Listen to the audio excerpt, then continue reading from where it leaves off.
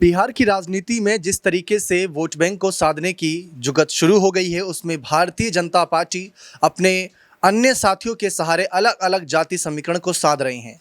वहीं महागठबंधन से एक बड़ा सवाल सामने आ रहा है कि आखिर दलित वोट साधने के लिए क्या करेंगे लालू यादव, क्या करेंगे तेजस्वी यादव। आज ये सवाल सबके सामने है, क्योंकि करीब 19% दलित वोट माना जाता है और इसी वोट बैंक में सेंधमारी करने के लिए चंद्रशेखर आज़ाद ने करीब रणनीति बना ली है। 100 सीटों से अधिक चुनाव लड़ेंगे और साथ ही साथ मायावती भी सभी सीटों पर अकेले चुनाव लड़ेंगी।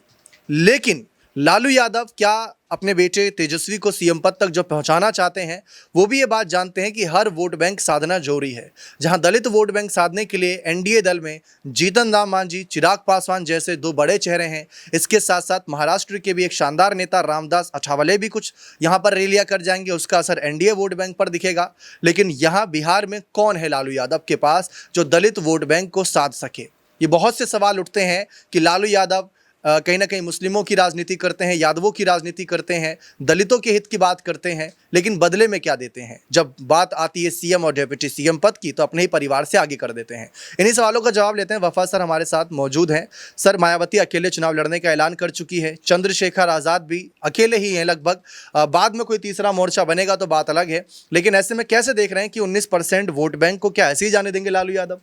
देखिए, बहुत महत्वपूर्ण सवाल आपने किया है, क्योंकि ये वो वोट बैंक है जो सरकार बनाने और बिगाड़ने की ताकत रखता है। और इन्हीं के वोट बैंक के दम पर चिराग पासवान और जीतन राम मांझी जो हैं वो अपनी राजनीति करते हैं। आप देखें कि बिहार में हमेशा से चिराग पासवान की पार्टी लोजपा और यहाँ पर हम जो है वो वोट बैंक दलितों का लेती रही है। लेकिन इस बार मायावती जो बिहार में अक्सर चुनाव नहीं लड़ती हैं, उनकी एंट्री हो रही है। और एक तरफ जो है आज़ाद समाज पार्टी, जो नई नवेली पार्टी अभी है, उसकी एंट्री हो गई है। तो ऐसे में सवाल यह है कि क्या इन दोनों दलों से गठबंधन जो है वो लालू यादव कर सकते हैं। बिल्कुल ठीक कहा आपने कि मुसलमानों और यादवों की राजनीति करने के लिए जाने जाते हैं लालू यादव। और इसी तरह उत्तर प्रदेश के अंदर भी अखिलेश यादव मुसलमानों और यादवों की राजनीति करने के लिए जाने जाते हैं। लेकिन अखिलेश यादव ने पिछले कुछ समय में देखा होगा एक नया समीकरण बनाया और उसका नाम रखा पीडीए, यानी पिछड़ा, दलित और अल्पसंख्यक। तो अब सवाल यह है कि क्या तेजस्वी यादव भी कोई ऐसा समीकरण बनाएंगे पिछड़ा, दलित और अल्पसंख्यक का। क्योंकि यादव वोट बैंक चलिए ठीक है आपके पास में है,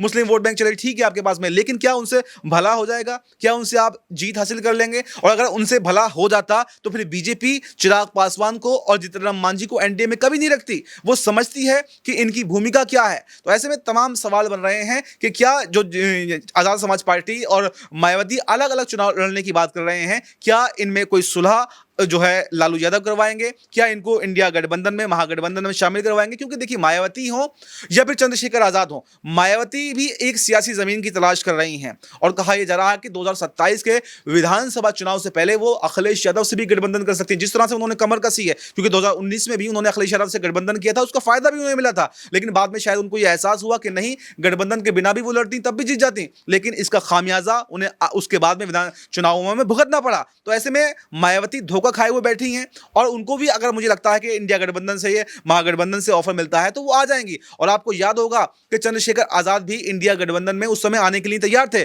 लेकिन अखिलेश यादव उनको सीट देने पर तैयार नहीं हुए और उनसे कहा कि आप अगर समाजवादी पार्टी के सिंबल पर चुनाव लड़ते हैं तो अब हम आपको चुनाव लड़वाएंगे। लेकिन उसमें आजाद समाज पार्टी ने, चंद्रशेखर आजाद ने मना कर दिया। तो ऐसे में अब चंद्रशेखर आजाद की और मायावती की ताकत को देखते हुए, उनकी भूमिका को देखते हुए और इस वोट बैंक को साधने के लिए शायद लालू यादव कोई कदम बढ़ाएं और इनकी एंट्री महागठबंधन में करवाएं। तो बिल्कुल यहां पर कुछ भी हो सकता है। जिस तरह से बिहार चुनाव के समीकरण दिन ब दिन पलटते जा रहे हैं, नए नए समीकरण सामने आ रहे हैं, तो यहां पर लालू यादव और तेजस्वी यादव कोई बड़ा खेल जो है वो मायावती और आजाद के माध्यम से कर सकते हैं। वैसे तो चिराग पासवान के चाचा पशुपति पारस को महागठबंधन में जोड़ने की बात सामने आ रही है।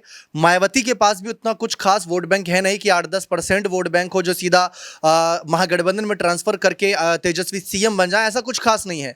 मायावती का विषय इसी वजह से उठाया गया क्योंकि एक राष्ट्रीय पार्टी है और राष्ट्रीय पार्टी बनने के लिए अलग अलग राज्यों से वोट परसेंटेज, सीटें निकालनी जरूरी हैं। जो साल 2000-2005 के समय सीटें निकालती थी बीएसपी, आज वो खोता नजर आ रहा है। रामजी गौतम और आकाश आनंद को आगे किया हुआ है, लेकिन अकेले दम पर अगर चुनाव लड़ेंगी तो हो सकता है कि वोट सिर्फ काटती नजर आए, इसके अतिरिक्त कुछ नहीं। लेकिन अगर लालू यादव के साथ हाथ मिलाने की बात बनती है, चाहे 8-10 सीटों पर ही डील हो, लेकिन माना जाएगा कि वो फायदे का सौदा साबित हो सकता है। देखते हैं आगे क्या रणनीति बनती है। बने रहे चैनल के साथ। बहुत बहुत शुक्रिया।